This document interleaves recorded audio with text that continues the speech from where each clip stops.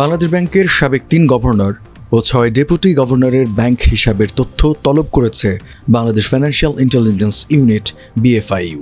সব ব্যাংকে চিঠি দিয়ে তাদের লেনদেন, অ্যাকাউন্ট খোলার ফর্ম সহ যাবতীয় তথ্য চেয়েছে সংস্থাটি। ১৩ আগস্ট দুর্নীতি দমন কমিশন দুদকের অনুরোধে ব্যাংকগুলোকে এই সংক্রান্ত চিঠি দিয়েছে BFIU।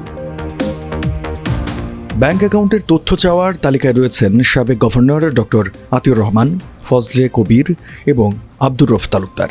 এদের মধ্যে আওয়ামী লীগ সরকার পতনের পর আতিউর রহমান বিদেশে চলে যান। আব্দুর রউফ তালুকদার পলাতক অবস্থায় গত বছরের ৭ আগস্ট ইমেইল যোগে পদত্যাগ করেন।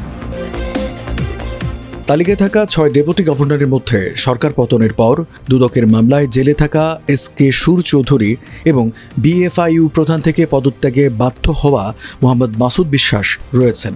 আরও আছেন মাসুদ বিশ্বাসের আগে দীর্ঘদিন BFIU প্রধানের পদে থাকা আবু হেনা মোহাম্মদ রাজি হাসান, সাবেক ডেপুটি গভর্নর SM মনিরুজ্জামান, কাজী সাইদুর রহমান ও আবু ফারাহ মোহাম্মদ নাসের।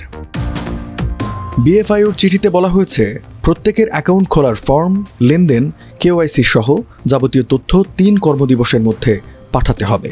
কোনো অ্যাকাউন্ট বন্ধ হয়ে থাকলে সেই তথ্য জানাতে বলা হয়েছে।